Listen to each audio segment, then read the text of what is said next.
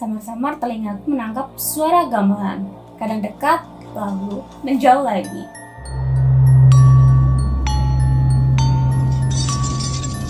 Lo dengar nggak guys? Kayak ada suara gamelan. Aku masih mengucek mata berkali-kali ketika tiba-tiba sebuah tangan dingin menepuk bahu. Seraut, wajah rusak berlumuran darah yang sebagian tertutup rambut tepat berada di hadapan manakala aku menoleh.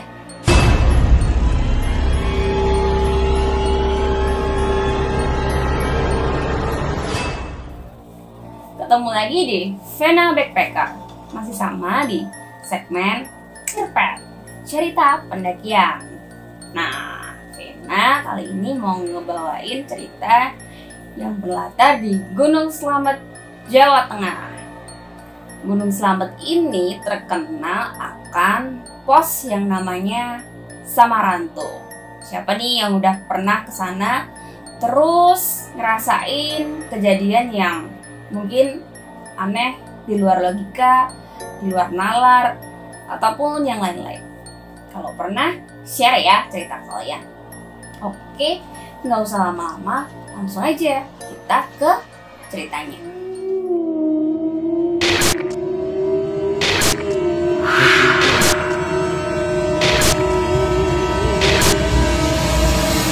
Segala perlengkapan pendakian telah disiapkan. Kami memilih lewat jalur Bambangan, Desa Kutabawa, Purbalingga. Menurut cerita, salah satu teman yang sudah pernah menaklukkan Puncak Surono atau nama Puncak Gunung Slamet, jalur ini adalah jalur paling cepat untuk sampai ke sana. Aku yang baru pertama kali mendaki Gunung Slamet dinasihati hal-hal yang dilarang pada saat naik nanti. Salah satunya adalah jika mendengar suara gamelan, tidak usah dibahas. Terdengar aneh memang, mana ada gamelan di tengah hutan, tapi kami tetap mengiyakan. Setelah menempuh perjalanan kurang lebih 4 jam, aku beserta kedua teman tiba di base camp Bambangan. Kami numpang sholat dan istirahat sebentar. Setelah itu melanjutkan perjalanan mumpung hari masih terang. Butuh waktu hampir 2 jam sampai ke pos 1. Jalur yang kami lewati berupa jalan setapak. Sisi kanan kiri adalah perkebunan warga. Pemandangan hijau yang terpampang menyejukkan mata. Hijauan burung, entah burung apa, menjadi teman perjalanan kami. Hembusan angin membelai wajah. Sesekali kami berhenti mengamati sekeliling. Ada beberapa gubuk kecil sebagai warung tempat warga menjual makanan dan minuman hangat. Lo udah capek belum, Yas? Aku menoleh ke arah Tias yang berdiri di samping Wiwit. Dia cewek satu-satunya yang selalu setia kemanapun aku muncak. Sahabat sejak SMP yang berpenampilan tomboy. Ngece, kayak nggak tahu gue aja tuh bro. Sautnya penuh percaya diri. Wiwit hanya tertawa lebar mendengarnya. Yaudah, lanjut. Ntar keburu gelap, nyampe di pos 4. Pos yang katanya menyimpan sejuta cerita mistis. Spontan ku bekap mulut Wiwit.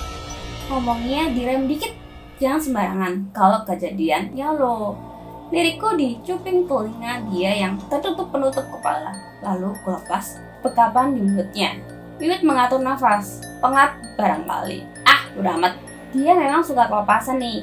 Di tempat seperti ini, sudah selayaknya jaga ucapan, walau yang dia katakan mungkin suatu kenyataan. Setelah menenggak beberapa teguk air mineral, kami menyeret langkah kami, menyusuri setapak demi setapak yang sudah tidak mulus lagi.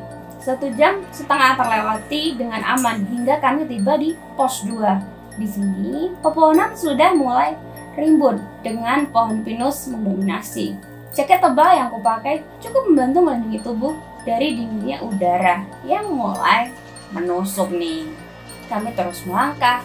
Jalan bebatuan yang lumayan licin, membuat harus ekstra hati-hati kalau tidak mau tergelincir. Langit sore masih menyajikan keindahannya. Suara daun-daun yang bergesekan tertiup angin menambah suasana sedikit mencekam. Ketika tiba di tanah yang agak lapang, kami berhenti memakan bekal dan melakukan kewajiban sebagai seorang muslim nih. Setelah dirasa cukup, kami lanjutkan perjalanan. 1 jam telah terlewati. Kami telah tiba di pos 3 yang merupakan percabangan jalur via Pemalang. Di sini hutannya cukup luas dan medan tanah. Jalan yang berkelok-kelok dan mulai menanjak membuat nafas sedikit terengah. Berhenti sebentar dong, gue haus nih. Wiwit yang berada paling belakang berteriak.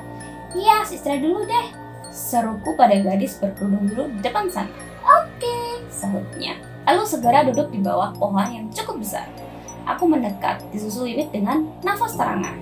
Kami berbincang sambil menikmati kopi panas yang disimpan dalam termos kecil. Beberapa makanan ringan pun telah berpindah ke perut.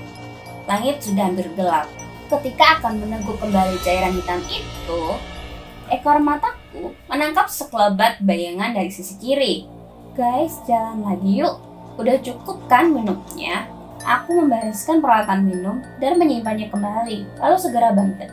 Menepuk beberapa kali celana bagian belakang. Ayolah, kita harus cepet nih. Ntar keburu gelap nyampe di pos 4. Tias menimpali. Wiwit yang sedang berdiri memendai sekeliling pun menyahut. Kalau nyampe sana udah keburu malam, gimana? Lanjut apa masang tenda nih? Gue ada firasat nggak baik guys. Lihat ntar deh. Kalau menurut nasihat kakak senior di basecamp tadi, sebaiknya lanjut aja. Mengingat pos itu terkenal akan kemistisannya. Dan bayangan yang kulihat tadi, mungkin hanya halusinasiku saja. Kami bergegas meninggalkan pohon besar tempat berteduh tadi. Medan kian berat dirasa, tapi kita harus terus melangkah. Kurasakan seperti ada yang memperhatikan. Mempercepat langkah walau agak kepayahan. Ditambah beban yang kugendong di kedua bahu. Dari jarak kurang lebih 300 meter, papan pelang pos 4 sudah terlihat di depan mata. Langit telah gelap ketika kami tiba di pos 4 ini. Pos samar hantu yang artinya hantu yang samar. Pos yang konon adalah gerbang menuju alam gaib. Memang ada 2 pohon besar bersisihan yang sekilas layaknya pintu gerbang. Pohon-pohon besar dengan akar menggantung langsung menyambut pandangan begitu kami masuk, menambah suasana makin menyeramkan. Menurut cerita, banyak pendaki yang diganggu di sini. Suara Tias mengagetkanku yang tengah mengamati sekeliling. Kulihat tubuhnya ambruk. Loh, kenapa Yas? Aku dan Wit segera mendekat, lalu membantu Tias berdiri. Seperti ada yang nendang kaki gue bro, jawabnya seraya berusaha berdiri. Jalannya terpincang-pincang. Perasaan lu aja kali, Wiwit menyahut. Beneran? Masa gue bohong? Seru dia sambil meringis menahan sakit. Bayangan itu berkelebat lagi. Firasatku tidak enak, mau melanjutkan perjalanan tapi ragu melihat kondisi Tias. Samar-samar telingaku menangkap suara gamelan. Kadang dekat, lalu menjauh lagi.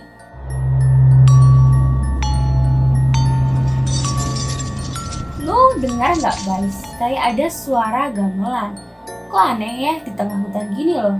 Wiwit bersuara yang langsung kuberi isyarat meletakkan telunjuk bibir supaya diam.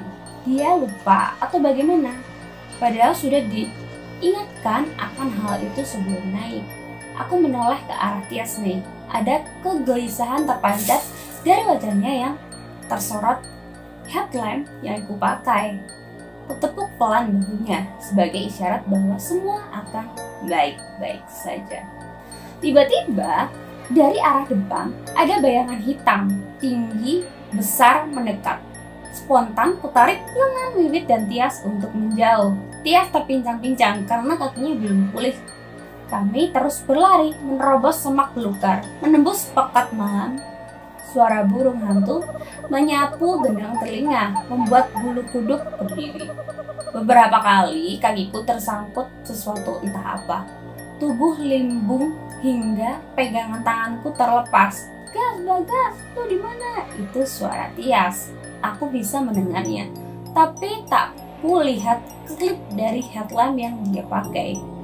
Gue di sini ya, Tias. Suaraku menggema di antara bunyi binatang malam di hutan menyeramkan ini. Bagas, Bagas, Bagas. Tias masih memanggil. Namun di mana dia? Shit, ada apa dalam mataku?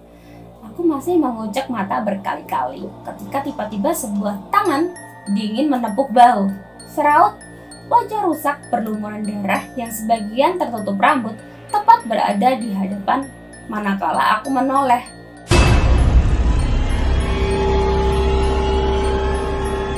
Tubuh mendadak kaku, ingin berteriak, tapi tak ada suara yang keluar. Merapalkan doa-doa dalam hati, hanya itu yang mampu kulakukan. Detik berlalu, pejamkan mata, memasrahkan segalanya pada Tuhan.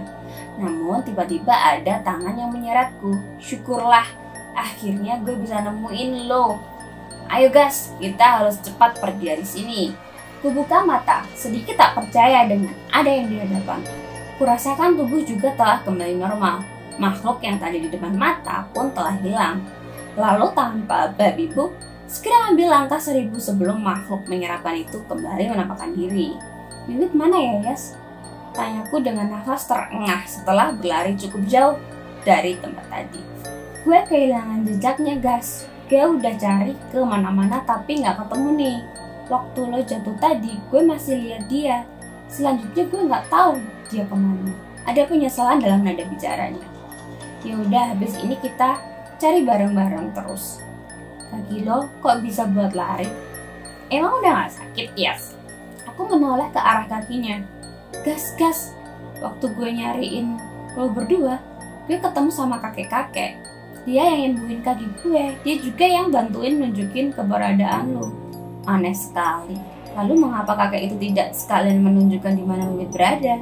Kami terus berlari, sesekali berhenti, mengatur nafas, lalu berlari kembali sambil memanggil-manggil Wiwit. Hingga kami kelelahan, tidak ada tanda-tanda atau petunjuk keberadaan Wiwit.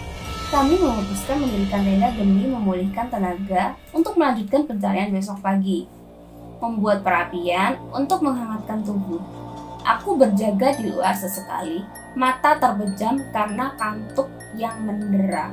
Pagi menjelang, kami bergegas melanjutkan pencarian setelah menelan beberapa potong roti dan meneguk air mineral sisa cuci muka dan gosok gigi. Di tengah perjalanan, kami bertemu beberapa pendaki yang turun. Mereka bercerita bahwa di pos 6 ada sesosok mayat laki-laki di bawah pohon besar. Diduga dia adalah salah satu pendaki yang tersesat. Ciri-ciri yang mereka sebutkan mirip sekali dengan Wiwit. Sekarang mayat itu sedang dibawa turun oleh tim penolong, Bang. Salah satu dari mereka memberi informasi. Oke, thank you infonya.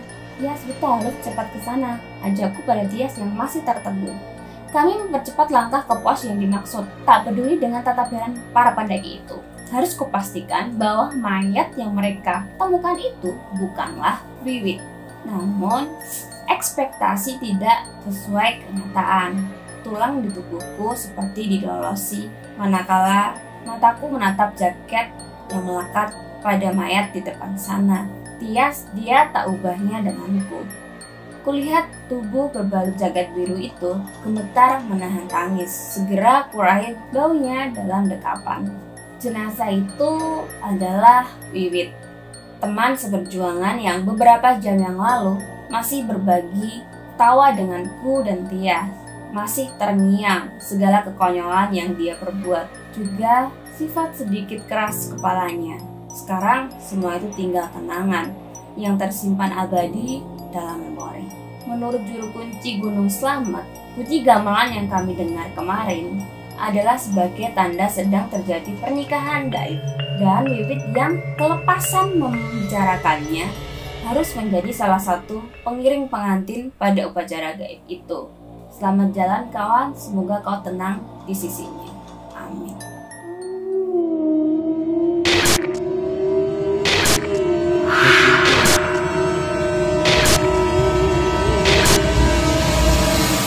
Nah, itu tadi sedikit cerita yang sad ending ya.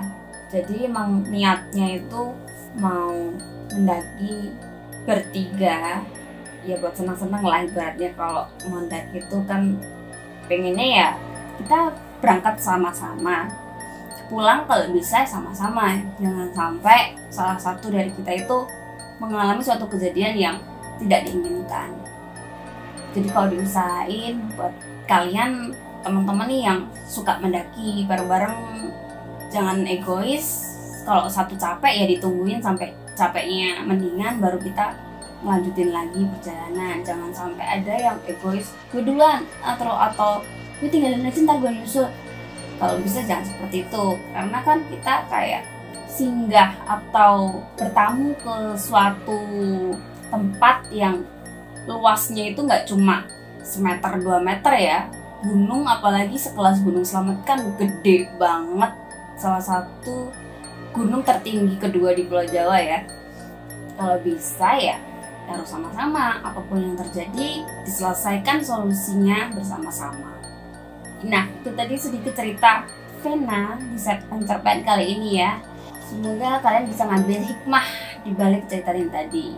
Jangan egois dimanapun berada, utamakan keselamatan dan jaga teman-teman kita dan jaga alam kita. Sekian dari Vena, jangan pernah bosan-bosan, sehat selalu, dadah!